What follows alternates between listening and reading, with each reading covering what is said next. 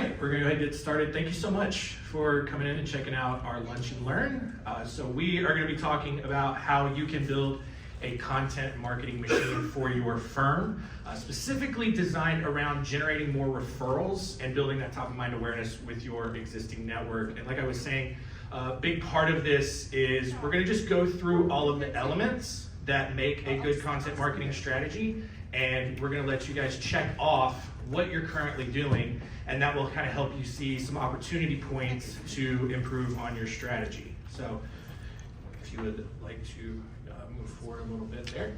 So we are Spotlight Branding. We help law firms generate more referrals and attract the right kinds of clients through the content that we create for them. So I know bar associations, they don't allow you to call yourself an expert or a specialist unless you get the proper certification, but through the kinds of concentrated content, you can really elevate that expert status and help your audience see you as the expert in your practice area, in your niche, without you explicitly saying that.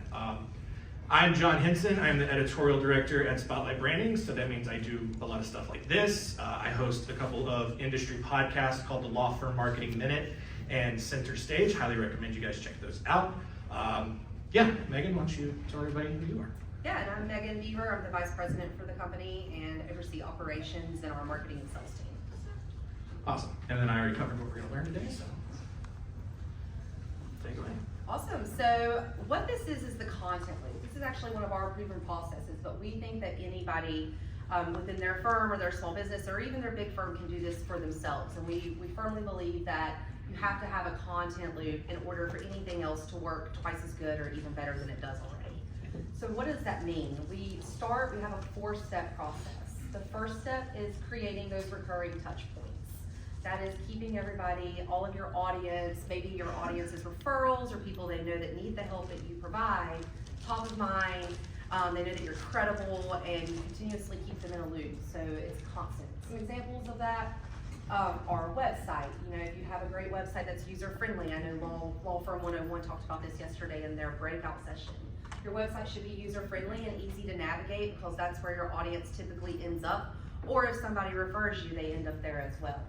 What can you have on your website? You can have blogs that are posted consistently. It is one thing to post a blog once a year, but it's another thing to keep that recurring and do it on a more consistent basis. And you have e-newsletter, social media, your video FAQs, which are gonna provide your potential customers or current customers with information and better education, so they're more prepared for what you offer them. And then podcasts as well. You know, does anybody in here offer a podcast right now or record a podcast? Yes, you've actually been on our podcast with us. Podcasting is such a huge opportunity for lawyers right now. You can make it fun, you can make it informational or educational. I know it's like a little bit ahead in the marketing world, but it is definitely an opportunity. And there are some easy ways to hack that so that it doesn't feel like a heavy lift. Once you've got your recurring touch points in place, we want to make sure that content that you're putting out is relevant. There's one thing to be trendy, and on top of the trends, that's a little bit more personalized or custom, and it's in the know, but it's one thing to stay relevant and evergreen, continuing to provide them with answers, and constantly reinforcing what you do as an attorney, what your firm does as practice areas, and what type of services you provide.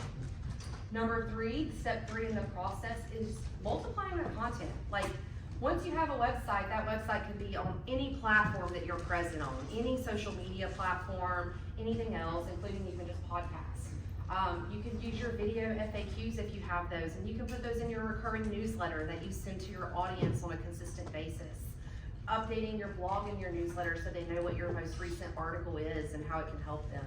And that's kind of the idea of multiplying it. One piece of content could become 6, 7 across the various places that you are present. The last step in this is staying evergreen and being consistent. That works. It continues to build your strong foundation. People can always come back to that and know exactly what you provide, know who you are, know your personality, and if you're going to be a great fit to work together. And what that results in is more referrals, better clients, higher ROI. I think we all would prefer to be able to have that standard result. Yeah. Yeah. All right, so let's start grading. Let's gonna start with your overall website. I assume everyone in here has a website. If you don't, please get one, right? Like, you need a website in today's world. It's the digital version, it's your digital office space.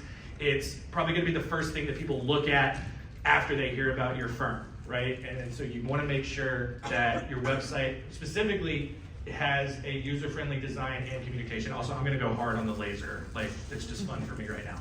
But you wanna make sure you have a really good user-friendly design. What do I mean by that? So design standards, user experience, UX, changes pretty frequently. So if it's been 3 or 4 or 5 years since you've updated your website, there's a decent chance that there are some features, some layout framework changes that your site is missing that more current websites have that could be providing a better user experience.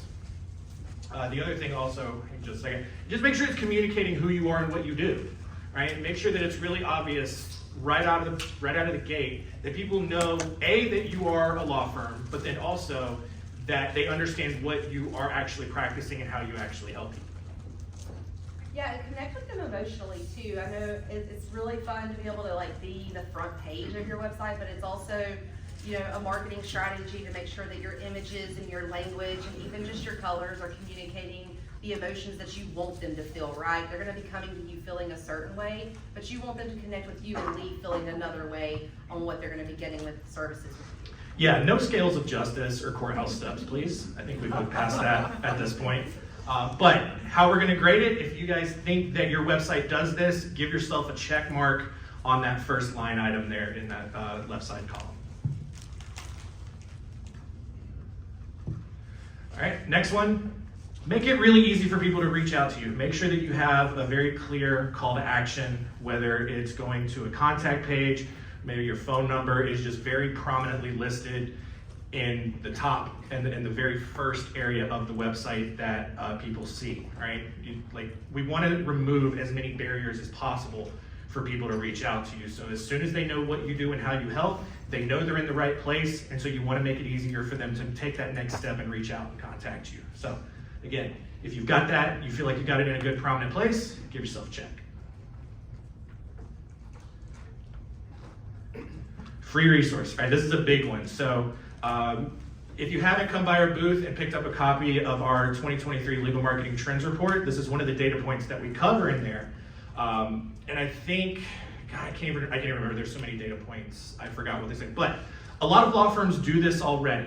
And basically, it's a good way to make your website generate leads for you, right?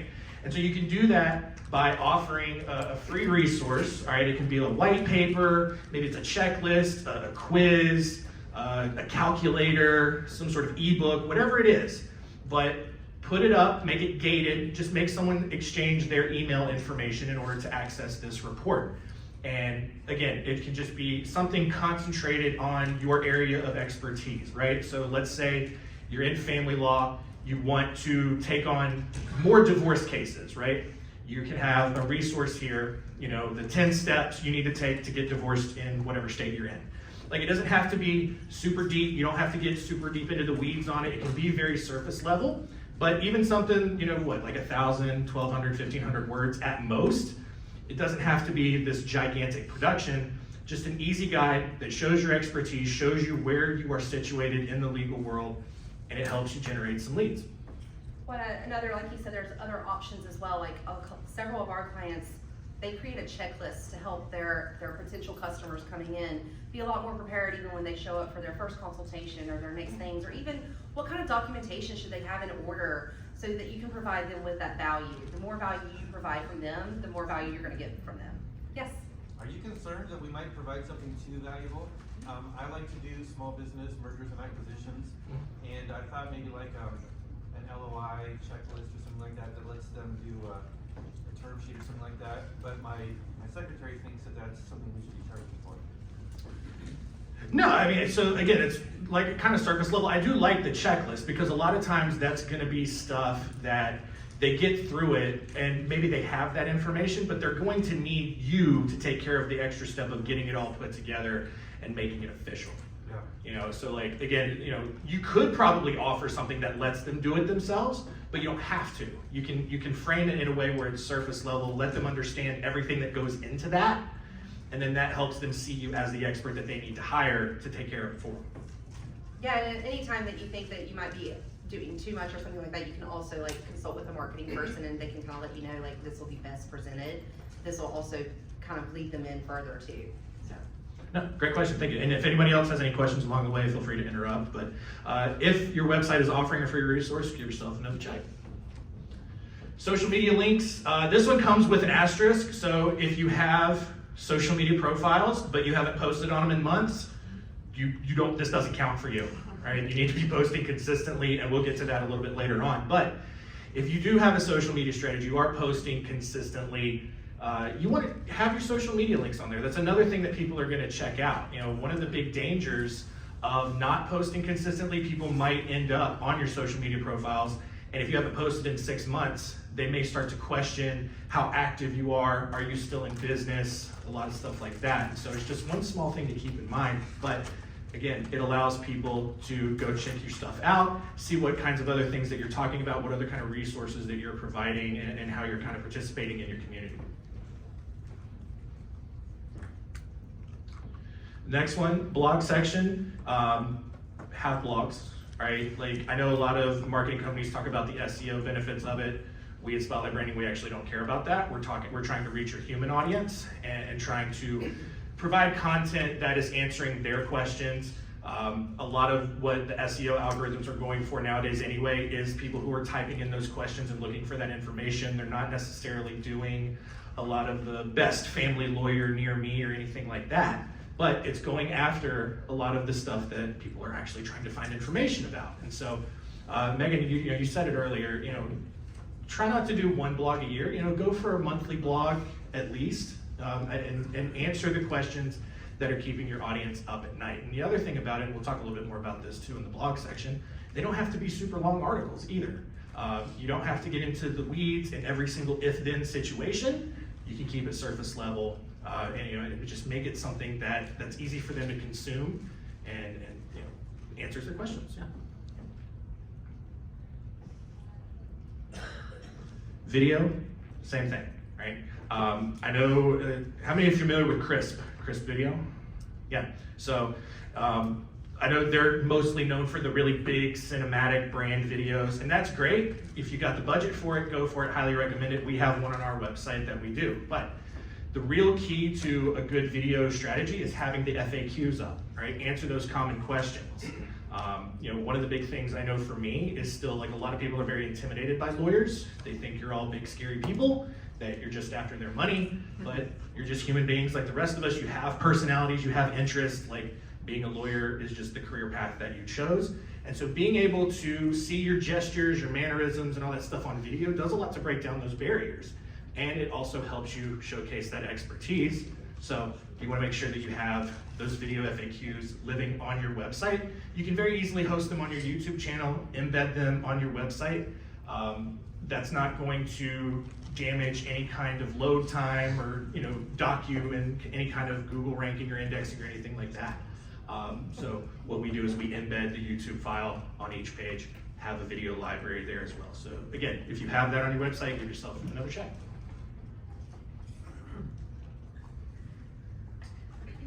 And then I think the last one here on the website is an email newsletter, right? It's another way to generate leads on your website, but if you're offering an email newsletter, make it easy for people to opt into that list.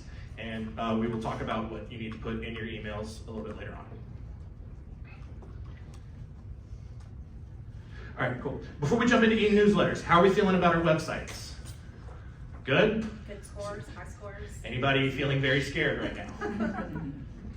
Some people are on the fence. All right, that's fine. That's fine. All right, but optimistically speaking, we know where we can go with it. All right. So, email newsletter. Email marketing is not dead. It is very, very effective. It can be the biggest driver of referrals for your firm, referrals and repeat business. Now, this is what I was talking about though. You got to do the right thing, right? I get a couple of law firm email newsletters, and I would never know that they were a law firm unless I saw their logo at the top. The contents in the email newsletters has nothing to do with what they practice. There's one time I got one, it was like there was an article in there about like Pokemon Go, and then another article about like National Rabbit Day or something, and then they had a cookie recipe in it. None of those things I'm looking for in a law firm, right?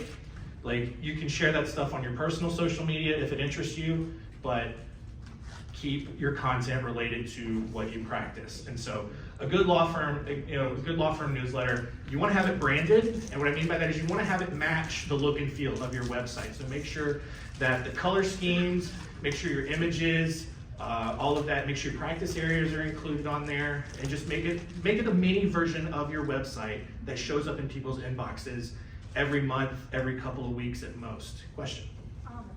We have a pretty small firm, like 15, 20 people, Mhm. and we use MailChimp. Yeah. And I hate MailChimp so much. Is there a different, like software that you would use or like program that you would use to get the newsletters out? So ironically, we use MailChimp and we love it, but that's fine. It's totally fine. I do know a lot of people use Constant Contact. Okay. If anybody else in here uses one, feel free to shout it out. I think you can send right from Canva now. Really? Yeah. Okay, cool. Yeah, I know LinkedIn is their newsletter feature is growing really well. That could be a good alternative. But yeah, I know Constant Contact. I think a lot of CRMs now. I wouldn't be surprised if Clio has a newsletter. They have everything at this point. But your CRMs could potentially send out a newsletter as well. But I think probably my second suggestion would be try Constant Contact. All right, thanks. Good Yeah. job, Abby. Okay. Cool. Awesome. Next one, make it well organized. Don't just throw in a bunch of links and a bunch of block paragraphs in there. You want to organize it, spread it out a little bit, make it readable. Listen, people will not open every single newsletter that you send out, but they will open them. They will check out the content if it's relevant to them. If it's easy to read, they will continue to take action and do on that. Now, highlight your blogs or other articles or content that you're putting out. This is what I was talking about. Don't put cookie recipes in your newsletter. You're not a chef, you're not a restaurant, you're a law firm, right? Unless your law firm is known for giving cookies out in your lobby. That's fine then. Maybe you got a cookie of the month that you're giving away to people who have consultations. That's the only kind of exception I would make to that. Otherwise, yeah. Is that when somebody is basically buying a subscription to a third party to do a newsletter for them? It's possible. It's possible. I know that there are a couple of marketing companies who do that, but I don't know one way or the other. Well, sometimes it's, Consciously doing that. yeah, Yeah. law firms are like the single attorney is personally passionate about something or anything like that, and it just isn't super relatable to their audience or why they're receiving their newsletter. But we do have a client who's actually local to Chicago, and he loves Marvel, so he loves the superheroes. But we do a lot of blogs that we tie in that theme through it. That's still relevant to what content he's trying to put out there, and so that's still fun. You'll sometimes see his blog images will have like Iron Man flying from Chicago buildings. But it's still relevant to his practice areas and everything of that nature to make it fun. Yes, sir. What do you think of as a reasonable open rate? So everything I've seen, legal industry, anywhere from 10 to 20%, which is pretty good. Again, the one thing that I try to caution people about, remind them about, there's still a lot of intangible value in having your firm name show up in somebody's inbox. So even if they don't open the email, they'll still see your firm name and a good subject line. And while we're on that, subject line is very important. Don't just put law firm newsletter, Smith Law Firm newsletter, all that, because you want to be able to make sure that people associate what you practice with your name. So the from name can be your name as the attorney, your law firm's name, but your subject line should be the featured video or the featured blog that you're doing. So the subject line could be 5 ways to, whatever. Or how is child support calculated in my state? Stuff like that where it's specific and pointed, and then that way people will start making those associations in their mind with what you do. Yeah, I think the biggest thing, he touched on this a little bit earlier, is like your email list, regardless if they open it or not, they're the health and wealth of what your firm is doing. They are a direct source of revenue for you, regardless of what people may say right now about email, but it's definitely on the back. Yeah. Same thing with your website, social media links. If you've got them, if you're posting consistently, make sure they're in your email newsletter. And then again, tying back to make sure you've got the email newsletter on your website so that people can check it out there. Yes. All right, so should we put the entire content, that we wanna share with them in the email to encourage them to be subscribers, or should we link out to our website to read the rest of the article? Great question. Drive people to your website. Yeah. Yeah. Use your newsletter as a vehicle to drive people to your website. So what we do is we'll do 1 or 2 teaser paragraphs and then a big read more button. And so they can be directed to the website to finish checking it out. And then that way they can take additional actions to contact you, book a consultation, stuff like that. All right. So if you're doing all 5 of these things, you get 5 checks in that newsletter section on your sheet. But make sure, just do whatever's appropriate for your situation right now. Yeah, so here's a couple of examples, and this kind of visual to your question that you just asked. So this is all one newsletter. We just broke it in half, but this is branded like the website is designed. It's a very techie law firm that does this, but their logo is here, their tagline is here. We have an introductory paragraph here with the month. It's just, hey, thank you for subscribing to our newsletter. This month we're talking about this. And maybe you've got some events coming up, you've got some other firm announcements. That's a great place to put that. We've got a section here where people can book a consultation, a referral VIP. So if people want to send a referral, they can forward this newsletter onto the next person, tell them, hey, click this button, and you can have a dedicated landing page on your website that gives people a little preferential treatment as being a referral, and you can log that and see the kind of ROI that your newsletter is getting for you. Video, featured videos, so if you're doing FAQs, have that section there as well. We have a fun little quote of the month section. They do some social media stuff. We can do a little inspirational quote there. Got the practice areas, latest blogs, and then obviously I'll make sure your contact info is on there as well. All right, video. So again, we're talking about FAQs. Like I said, if you got the big brand video, that's great, it's perfect. You really do need to do the FAQs. It's just a lot of easy content that you can repurpose on your website, in your social media, in your email newsletters. Make sure that you're doing them consistently, and by consistently in this regard, you can do a video shoot every year. Shoot 12, 15, 20, 25 videos, build up a library, and then over time you can just feature one in your newsletter every month, every couple of weeks, however frequently you're doing it. Natural, short, conversational. You don't need to make 5, 6, 7 minute long videos. Keep them short, 45 to 90 seconds. One thing I tell people a lot is just like, imagine someone walks up to you on the street and asks you a legal question, right? Like what's the short Cliff Notes answer that you're going to give someone? That's all people are really looking for. Like if they want to learn more, they'll book that consultation and you can dive in. Yes? So I have, I have my personal Instagram, and I know we're not talking about this. No, you're great. I use Reels a lot because Yeah, that's great. it's 90 seconds. Mhm. So, and then I have my firm Instagram, and I never use my firm Instagram. Is that okay? Well, I mean, which one are you linking to on your website, or if any?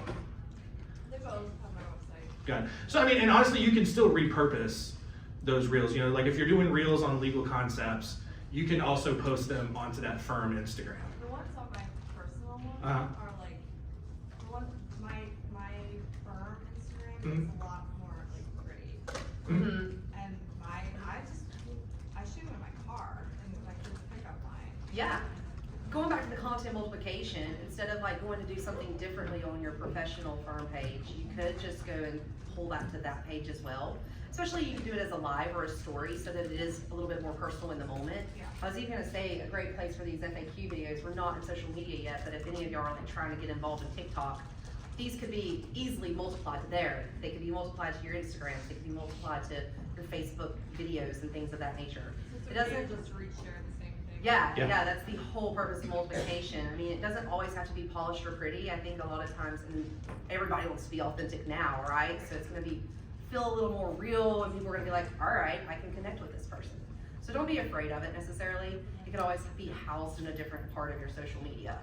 Yeah. I Yeah. didn't jump the gun. No, you're great. Yeah, I mean, and honestly, to Megan's point, I mean, like the videos that get the most views, from these content creators are the ones that look more off the cuff, that they're being shot in their car, or like it almost looks like you just pulled your phone out at your desk and you shot the video real quick.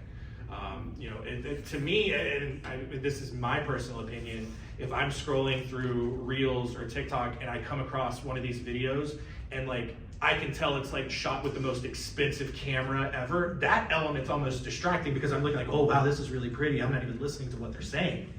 So again, yeah, just being authentic, I think is very, very important there. With the videos, it is also, you don't have to do it all by yourself. If you're in a position financially as a firm, you can also hire a marketing team to help you. Like one of the things that we offer with our video clients is they send us real videos, we take them, we polish them, we brand them a little bit with just a little bit of editing.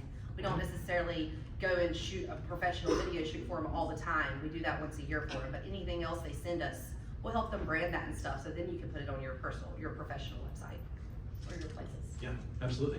And then yeah, last two things, yeah, feature them on social media. That content multiplication is a really important element. You know, I mean, you can take a video, a single video, and you can turn that into upwards of 4 dozen pieces of content.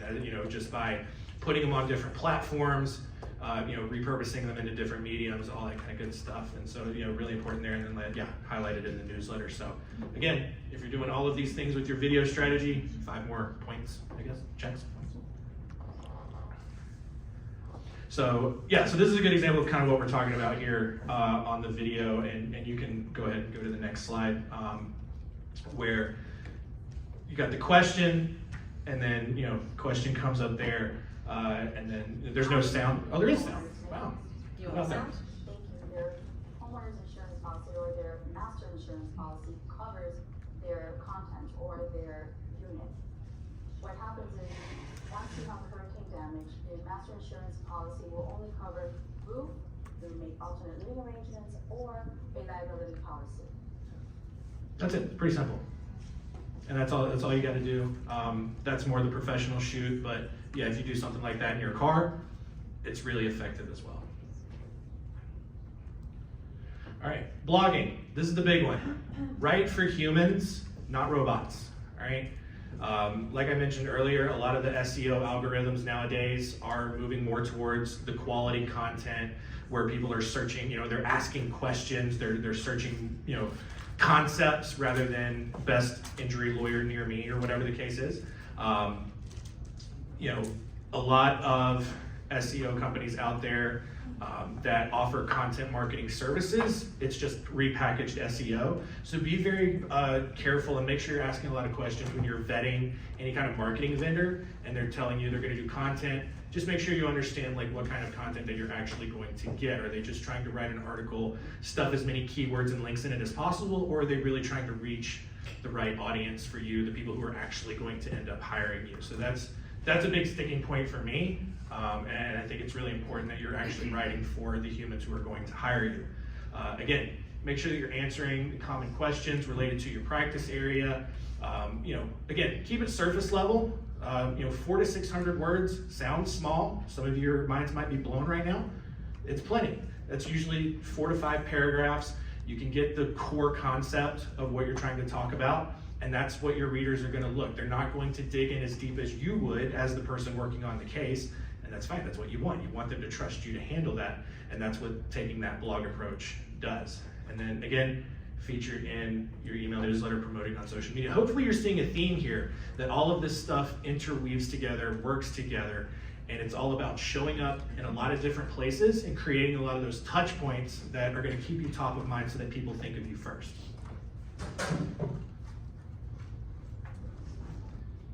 So again, yeah, so this is what kind of a general blog would look like. Just kind of talking about estate tax rates. It's got that information there. Well, it might be a little bit blurry on the projector, but again, you get the gist, right? It's just going to be a pretty basic, straightforward article. If people want to get that additional information, they'll reach out to you. It's all about just kind of dangling out a little bit at a time, letting them take that extra action. Yeah, and another part to connect the dots is those video FAQs that we just talked about. Say you write a blog article, or you have a blog article on that same topic, you could link that video here as well at the end for more resources. Mm-hmm. So there's just another touch point there that you can create. All right, social media.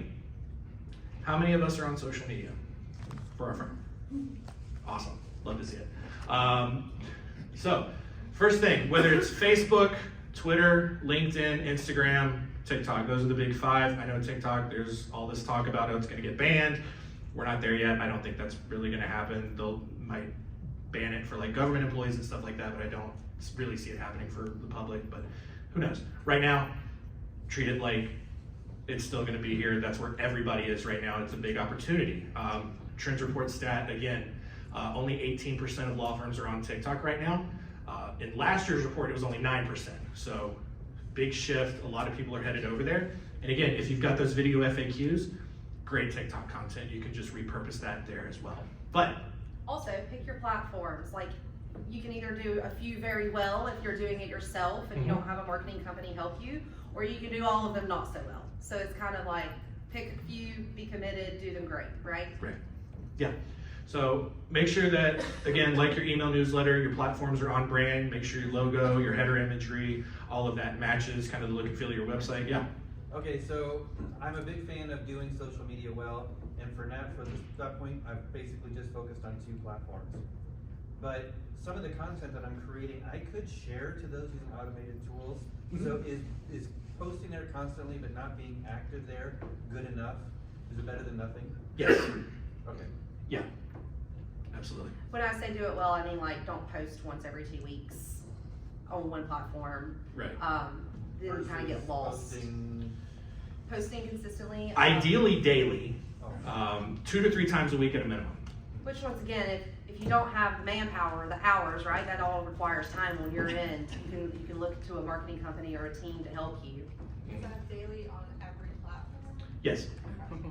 Yeah, and you can post the same thing to each platform, right? Because you're gonna have, your different audiences are gonna be on different platforms. So someone who sees your content on Facebook, even if they're connected with you on LinkedIn or they're following you on Twitter, not necessarily going to see it there too. And even if they do, great, they just get hit twice. Yeah. What are your thoughts on using like Hootsuite or Buffer or things like that? And I've heard, although I don't know how true it is, that the algorithms kind of push those down a little more than the organic posts that you are shooting on your page as a human. Yeah, so I'm a fan of those apps, if you don't have the manpower to do it. I haven't seen enough hard data that suggests that the algorithms are pushing those down. Because mostly, with Twitter especially, and LinkedIn, those are still predominantly organic. So as long as you're following someone and you're scrolling through your timeline, you're gonna see everything they post. Facebook, for many years, has just naturally limited the organic reach of business pages, probably because bigger corporations just spam the hell out of everybody's timeline, and Facebook didn't like that. They also realized they could make a lot of money making sure that they do that. But you can boost your Facebook post for as little as $1 and 5x the reach on that, and make sure that everyone who likes your page is seeing that content already. But then, yeah, same thing with Instagram. Instagram's kind of back and forth in terms of, the suggested content versus the organic. And then, TikTok's just a different animal and how it works altogether. Yeah. So, like Ashley said, she posts to her social platform as herself. Twitter and LinkedIn are 2 big deals for me, and I post as myself. I have a business page. I've considered switching to posting as my business page and then sharing that personally, or vice versa. Do you have any thoughts on that? I think that's very beneficial. Yeah.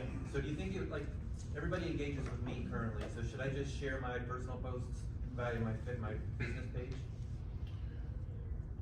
So are you saying post to your business page and then use your personal, like almost like retweet your business page? I was thinking the other Or the way. vice versa? Yeah. Yes, it depends on where the majority of your audience is, right? So like if your personal page already, if that's where everybody already is, reverse it. Make sure, start there so people are aware that your firm has that page. And if, people end up migrating over to that, and that's the content that they're there for, and not, posting pictures of your kids or your dog or whatever else you're doing on your personal page, that's where it is. Thanks. Yeah. Awesome. And then, where are we at? Yeah, so we talked about consistently, at least 2 to 3 times a week. That's where, you're gonna build that consistency, that top of mind awareness. We had a client who actually told us, he was in the middle of a consultation, and he's like, where'd you hear from, about us? And the guy was just like, I just see your social media content all the time. It's always popping up in my feed. And it's because they were posting consistently. So, there is power in doing that. And then, yeah, the branded content, if you're posting images, if you can, do just a small little watermark of your logo, or just have, if you're doing graphics, maybe some inspirational quotes or anything like that. Same color scheme, same sort of design elements, whatever the case is on that. Canva is a really good tool for that. It's free, a lot of easy stuff. You don't have to be a graphic designer. Lord knows I'm not, but I can make some pretty decent stuff in there, and it works out well, yeah. Just a question about the colors. Yeah. So like our colors are primarily green and gray and beige, so Okay. I've kind of kept everything in that realm. Mhm. I see there that you've done that with the purple and the black, but then there's like that one outlier blue post. Do you notice like, does that do better? Does that do worse? Do you feel like it messes up the whole grid? Like what's your opinion on changing up colors? Yeah, I mean, at least in that specific example, I think that was like them doing an event that was hosted by somebody else, and that was just a graphic that got provided. One post every now and then is not going to make a huge difference, but it's just creating that consistency. And like for you especially, because it seems like everybody else is red and blue, so green and beige will really stand out a lot more as well. Right. Good. Yeah. Sorry, we're using a Mac, and so the clicker didn't want to connect to our computer, so we're doing it old fashioned. Continuing on. So same thing with the e-newsletter. Make sure that you're sharing your content that drives traffic to your website. So share your blog articles, share your videos. One thing though that I do caution, all right? Don't make your posts all about yourself, right? If all of your posts are saying, call us, book a consultation, people are gonna get turned off by that. They're not looking to constantly be sold to and pitched. They're looking for information. And so if you're on social media and you're positioning yourself as a source of information, building that credibility, that expert status, that's what's gonna get people to trust you. And we know trust is a huge issue in the legal industry. That's how you kind of break down those barriers, get those people to trust you and really see you as a resource. And then once they get on your website, they can take the additional action and reach out. Again, yeah, make sure it's relevant to your practice or relevant to your community. So, I know a cool thing, if you're doing team lunches or if there's a local business that you want to highlight, that's good stuff to share as well. But, stay away from, the stuff that just goes so far out of what you're associated with. Yeah, just have a good balance. We preach balance on things between like promotional, inspirational, educational. I mean, a lot of y'all are obviously high achievers, and so you're probably inspirational in some form or fashion. So definitely share things about yourself, but it is interest-based when people are looking at social medias. So they're trying to find things that they're interested in or need information on or trying to go further in. Yeah. So we preach have a good balance. Right. Like a really timely example, if you're an immigration lawyer, probably don't post about Murdaugh being sentenced and convicted. Like, yes, it's legal, but people might think you're a criminal defense attorney now. And then now people are gonna get confused and all that. So again, just make sure that everything you're doing is relevant to your practice. And then, yeah, like Megan said, just that inspirational element. People love quotes for some reason. What's up with that? I don't know. I like to buy quotes. I know you do. I'm still convinced your house is full of live, laugh, love stuff. Definitely not, but I live by quotes. They call them mechanisms now. So What Yeah. about like good. retweeting or sharing things from the news, like from other social accounts? Yeah, again, totally fine as long as it's related to what you're doing, right? Again, like I go back to the Murdaugh example, like if you're, again, you're the business attorney, right? Yeah, so again, like people see you tweeting about that, they might think that you're a criminal defense.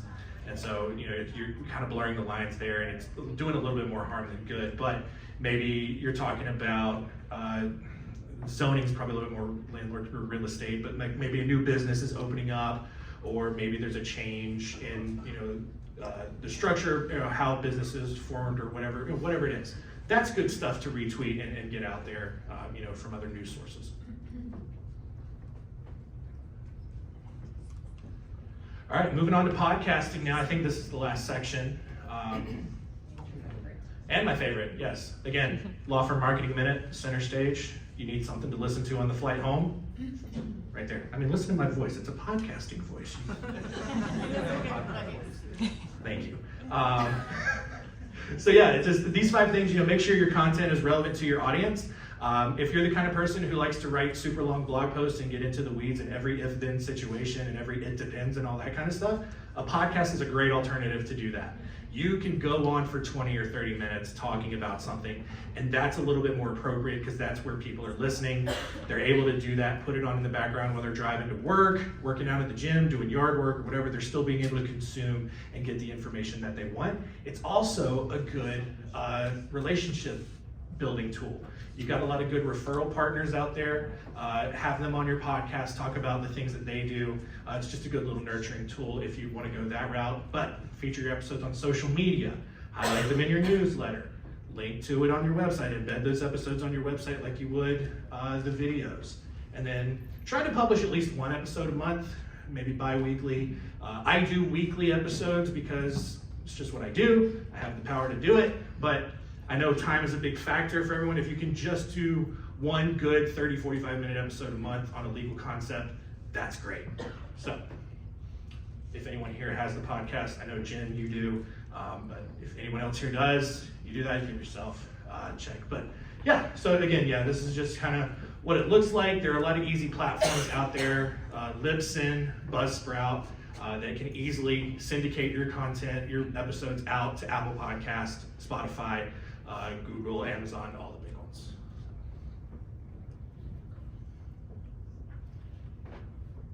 All right, wrapping up here, got a couple minutes left. So, does anyone want to share what their score was? I think you got 31 total points. A lot of trepidation, that's Mine was okay. 20. 20? Solid, solid. Anyone else brave? Anyone? No, that's fine. That's okay. All right. So let's see what the grading criteria was. Maybe I should have led with that. If you got less than 10, there's a lot of areas there where you could pick up some stuff, really get started on some stuff.